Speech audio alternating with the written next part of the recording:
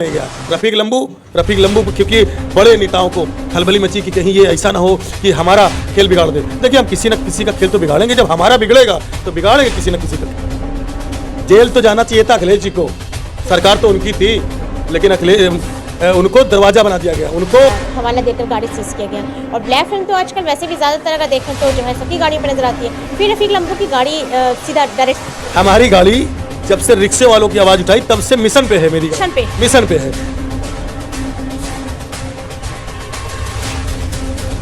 सेब बेच रहे हैं, उसके बाद भी उनको उठाया जा रहा है और उनकी गोली मारी जा रही है, हाथ काउंटर किया जा रहा है। इसलिए क्योंकि संडीले के कोई नेता बोलने वाला है नहीं।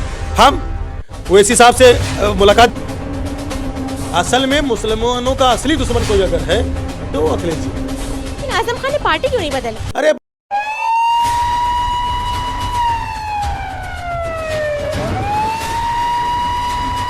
वही जनगढ़ की आवाज़ में मैं ज़ैनब आकिल खान आप सबका स्वागत करती हूँ। इस वक्त हमारे साथ संडीला के मशहूर चर्चित व्यक्ति मौजूद है जिनका नाम रफीक लंबू है और जो कि पहचान की किसी मोहताज नहीं है। आप पहले भी विधानसभा 161 के पूर्व प्रत्याशी रह चुके हैं, किसान यूनियन के प्रदेश अध्यक्ष हैं और फिलहाल जो है प्रधानी चुनाव के भी मैदान में और एक ज़बरदस्त टक्कर दे रहे हैं। आपने जो है ग्राउंड ज़ीरो की रिपोर्ट देखा था जिसमें एक नाम के दो चेहरे नज़र आ रहे थे, रफीक लंबू और रफीक गाजी, जिसमें एक तरफ जो है विकास बनाम विरोध था और एक तरफ जनता के मसीहा जो लोगों के चर्चा के ज़ुबान पे जो नाम था वो रफीक लंबू का था। सीधा हम उनसे रूबरू होंगे और अभी हाल ही में बता दें कि आपकी एक गाड़ी भी सीज़ हो गई जो कि काफ़ी चर्चा में ये जो है मुद्दा बना हुआ है। इसको लेकर भी तमाम सारे मुद्दों पर हम बातचीत करेंगे रफीक लंबू से, जो कि किसी मोहताज के आप नहीं हैं। और ये इस सफ़र की आपकी शुरुआत कहाँ से हुई और पहले इसके बारे में थोड़ा सा दर्शकों को अगर बताना चाहेंगे कि आज जो आपकी गाड़ी सीज़ हुई इसको लेकर आप चर्चा में भी। नमस्कार, पहले तो आपके चैनल के दर्शकों को और पूरे हिंदुस्तान को माह रमज़ान की बहुत बहुत मुबारकबाद।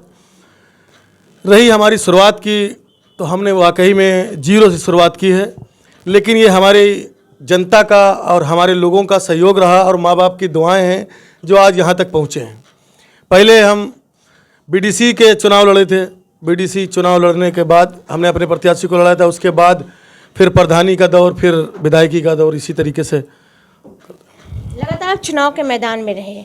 और जीत का क्या आपका मंजर रहा? मैम, जब तक जिंदा रहेंगे तब तक चुनाव लड़ते रहेंगे। जीत हार तो ऊपर वाले के हाथ में है। जीत अगर हमारे नसीब में होगी तो जीत मिलेगी, लेकिन चुनाव कोई बाकी नहीं रहेगा जो चुनाव ना लड़े। लेकिन इतने समय पे लोग पहचान अपनी बहुत कम बना पाते हैं और आप जो है काफ़ी जल्दी चुनाव लड़ के चर्चा में आ गए और संडीला का कोई शायद व्यक्ति नहीं होगा जो आपको जानता नहीं, तो इसकी क्या वजह है? उसकी वजह ये रही कि हमारे गांव के लोग, हमारे ग्राम सभा मीननगर अजगवां के लोगों ने हमारा बड़ा सहयोग किया और हमारे माँ बाप की दुआएं हैं और संडीला विधानसभा के लोगों ने बड़ा सहयोग किया। जब से हम संडीला विधानसभा आए हैं, गांव से निकलकर यहाँ आए हैं, तो यहाँ के लोगों ने भी बड़ा सहयोग किया।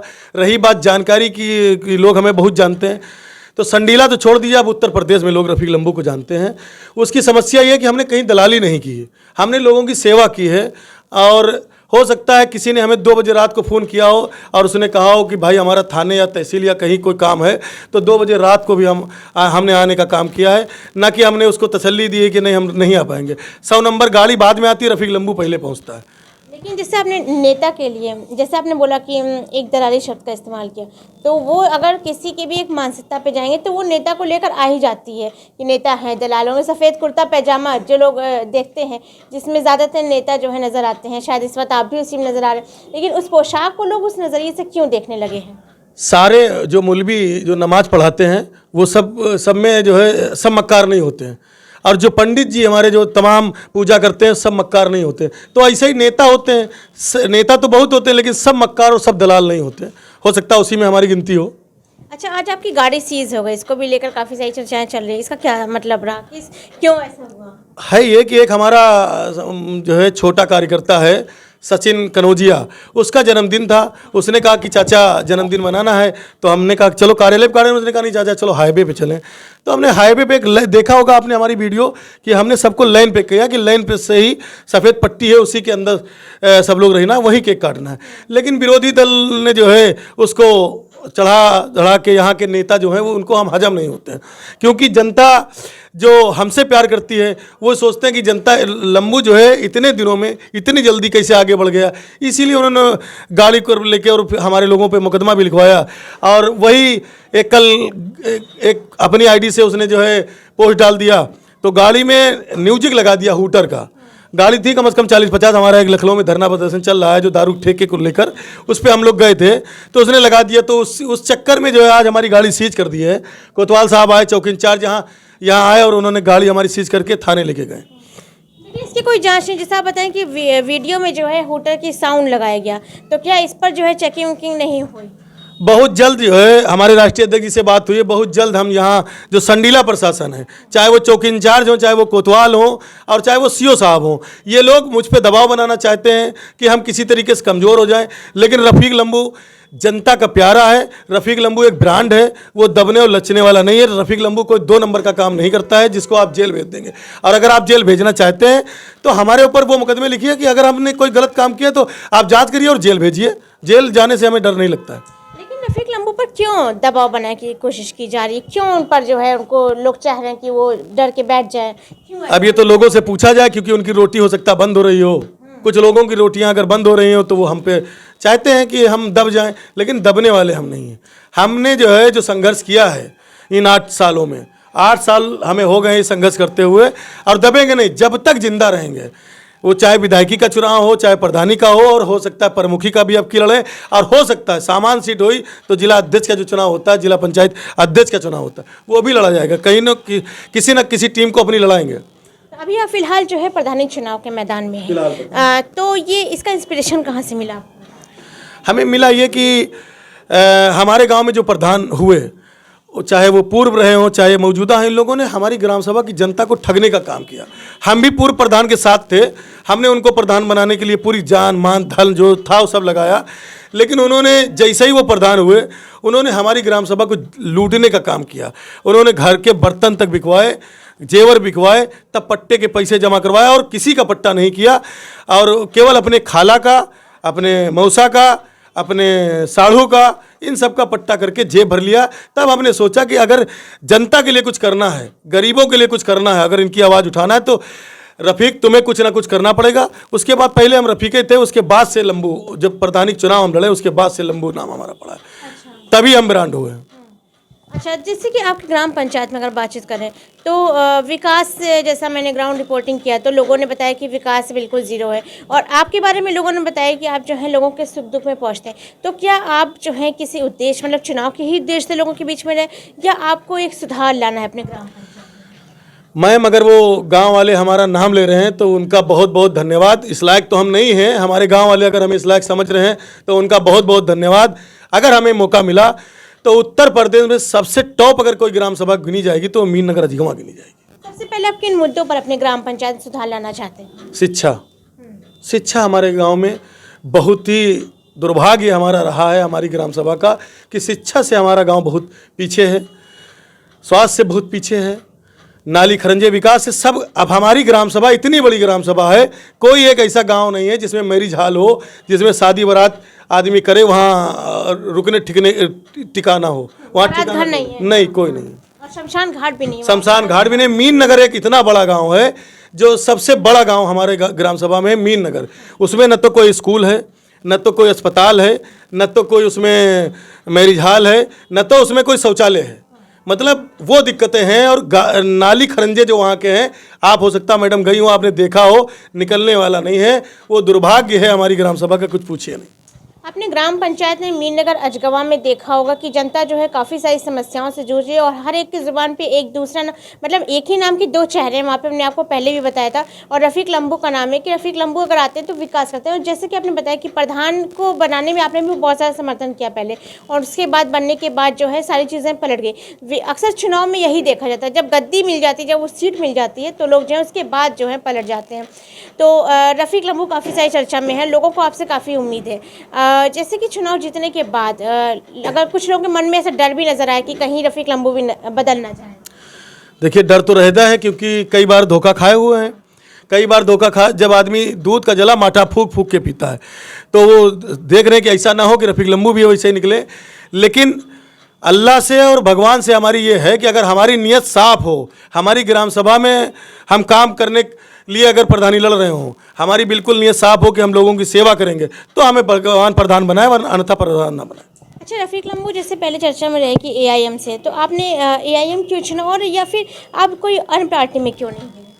देखिए मैम, बात यह है कि सपा ने हमें ठगा, बसपा ने हमें ठगा, कांग्रेस ने हमें ठगा और हम जैसे छोटे कार्यकर्ता को एमआईएम ने टिकट दिया, ये बड़ी बात है। ओवैसी साहब ने टिकट दिया हम जैसे कार्यकर्ता को, जो न तो प्रधान है, न तो बीडीसी है, न कोई बड़ा नेता है, उसके बाद उन्होंने हमें टिकट दिया। ये ओवैसी साहब का बहुत बहुत शुक्रिया, हम जैसे कार्यकर्ता को उन्होंने हीरो बनाने का काम किया। आपको ओवैसी साहब में क्या नजर आता है कि वो कहते हैं कि चाहे वो हिंदू हो, चाहे वो मुसलमान हो, चाहे वो सिख हो, चाहे ईसाई हो, जो सताया जाएगा ओवैसी साहब उसके साथ खड़े हैं, ओवैसी साहब के एक एक कार्यकर्ता उसके साथ खड़ा है। अगर आप जुल्म करेंगे तो आपके खिलाफ ओवैसी साहब की पूरी पार्टी खड़ी रहेगी कि आप जुल्म करेंगे तो आपके खिलाफ हम लोग धरना प्रदर्शन भी करेंगे, आपको जेल भेजने का काम करेंगे। आपको जो है टिकट मिला, ठीक है, और आपका कहना है कि जैसे आपके छोटे जैसे कार्यकर्ताओं को जो है पार्टी ने टिकट दिया, ये बड़ी बात थी। लेकिन अक्सर देखा जाता है कि लोगों का कहना है कि जैसे आपने पार्टी को बहुत करीब से इतने समय में जान लिया होगा कि जो है ओवैसी साहब के लिए कहा जाता है कि वो कहीं ना कहीं बीजेपी से मिली हुई है, ये अक्सर जो है लोगों की जुबान पर रहता है। मैम, सपा चाय और नाश्ता साथ में करे, बसपा चाय नाश्ता उनके नेता करें, कांग्रेस के नेता अभी हमारी बहन प्रियंका जी साथ में मोदी जी के साथ चाय पी रहे और खूब हंस रही थी, ठीक है। और अखिलेश जी की एक भाभी जो बीजेपी में विधायक हैं, और बी टीम ओवैसी साहब हैं। ऐसा क्यों, कहीं आपने ओवैसी साहब का फोटो देखा मोदी जी के साथ? बीजेपी की बी टीम ये लोग हैं। ये लोग ये नहीं चाह रहे हैं कि ओवैसी साहब मजबूत हों, क्योंकि ओवैसी साहब मजबूत होंगे तो वो दलितों की, वो पिछड़ों की, वो मुस्लिम की, वो महिलाओं की, सबकी आवाज़ उठाएंगे, और ये चाह नहीं रहे हैं। अच्छा, इस बार 2027 का चुनाव सामने है और विधानसभा में, जैसे इस बार आपको क्या लग रहा है एआईएम से जो है उत्तर प्रदेश में क्या कुछ मंजर रहने वाला है? हमारे जो प्रदेश अध्यक्ष हैं शौकत साहब ने, उन्होंने ऐलान किया है कि हमने अखिलेश जी के लिए 203 सीटें छोड़ दी है कि वो मोदी जी से भाजपा से लड़के जीत लें। अगर वो जीतना चाहते हैं सरकार अपनी बनाने, हम केवल 200 सीटों से लड़ेंगे और पूरी मजबूती से लड़ेंगे। एक एक कार्यकर्ता हमारा जो है 200 सीटों पे लड़ेगा और मजबूती से लड़ेगा। रफ़ीक लम्बू प्रधानी के मैदान में है और ये प्रधानी आप जीत जाते हैं, और वैसे तो फिज़ा तो आपकी नज़र आ रही हो, वैसे भी गांव के विकास के मुद्दों पर नज़र आ रही है, वो मतलब हवाई वाली बात तो मैं नहीं करूंगी। लेकिन जैसे अगर आप ये चुनाव जीत जाते हैं तो क्या आगे फिर आप विधानसभा चुनाव, तो क्या इसमें रफ़ीक लम्बू नज़र आने वाले हैं?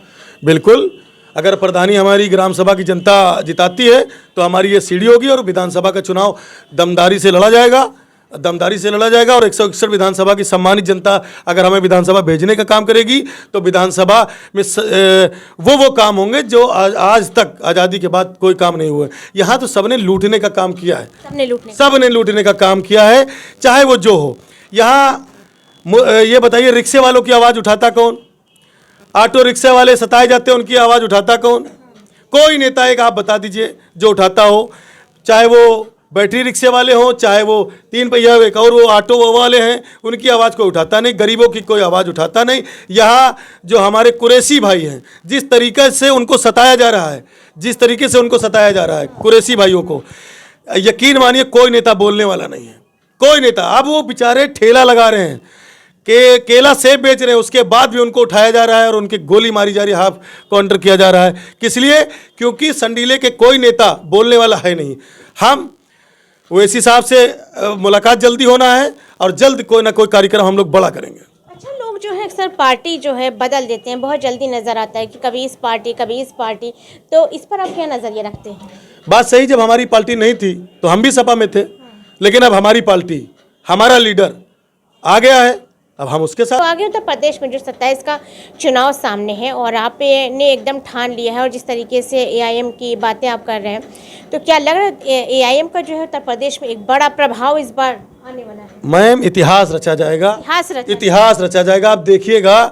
क्योंकि जिस तरीके से हमारा मुस्लिम, दलित और बैकवर्ड ये सब जब एकजुट हो रहा है, क्योंकि ओवैसी साहब पे सब भरोसा कर रहे हैं और यहाँ तक कि हमारे तमाम पंडित ठाकुर सब ओवैसी के साथ आ रहे हैं। आप देखिए, बिहार में भी जो है हमारे ठाकुर साहब को टिकट दिया गया, यूपी में भी पंडित जी को टिकट दिया गया, सबको टिकट दिया जा रहा है। यहाँ कोई छुआछूत नहीं है, यहाँ सबका साथ सबका विकास अब होगा। होगा अब। मोदी जी जो कह के गए हैं, अब हमारे ओवैसी साहब करेंगे। अच्छा, उसका इम्प्लीमेंटेशन ओवैसी साहब करेंगे। जी जी, अब मोदी जी सिर्फ कह रहे हैं। मोदी जी कह रहे हैं, लेकिन हम अगर पावर में आए तो ओवैसी साहब जो है सबका साथ सबका विकास, यहाँ छुआछूत नहीं होगा। ये जो पार्टी बी वाली मानसिकता लोगों में बनी हुई है, लोग इसी वजह से कहीं शायद वोट बढ़ जाते हैं, तो ये मानसिकता कैसे दूर होगी 27 के चुनाव के पहले? अगर ये दूर करना चाहते हैं और अगर ये भाजपा को हराना चाहते हैं, लेकिन हमारे ये नहीं हरा पाएंगे जब तक वो भाजपा को हराने वाले हम, और हमको दूर कर रहे हो, हमको दूर कर रहे हो, हमसे घिन कर रख रहे हो, तो कैसे हरा लोगे? भाजपा को हराने वाले एआईएम, और एआईएम को ही लोग जो है पार्टी बी समझ रहे हैं। जी, इसीलिए तो ये, इसीलिए बताइए 14 से हारना शुरू जो हुआ है तब से हारी तो रहे, तब से हार रहे हैं, और हम ये कहीं गठबंधन में ले नहीं रहे। जिस दिन ले लेंगे उस दिन वो सरकार बन जाएगी गठबंधन की, लेकिन गठबंधन की जब सरकार बनेगी ये सोचते हैं कि ये लीडर बन जाएंगे, ये नेता बन जाएंगे। ये हमें नेता बनाना नहीं चाहते हैं। हमारे वहाँ जब तक सपा की सरकार रही 4 बार, इन्होंने हमारे गांव में स्कूल नहीं खोले, हमारे आसपास जहाँ जहाँ मुस्लिम के गांव हैं वहाँ स्कूल नहीं खोले। ये बताइए 7% यादव है और हम 21% हैं। सबसे ज़्यादा थाने चौकी में दरोगा, पुलिस, होमगार्ड, चौकी इंचार्ज, थानेदार, सब कुछ दरोगा यादव क्यों हैं? हम पढ़े लिखे नहीं, आइए हमसे बराबरी करिए, तुमसे ज़्यादा हम पढ़े लिखे हैं। लेकिन हमको आप गुलाम बनाना चाहते हैं। लेकिन यही जादू हमारे ओवैसी साहब ने फूकने का काम किया है, कि कौम को जगाने का काम किया है कि जगो। मायावती 11%, वो जग गए तो वो उनकी सरकार बन गई।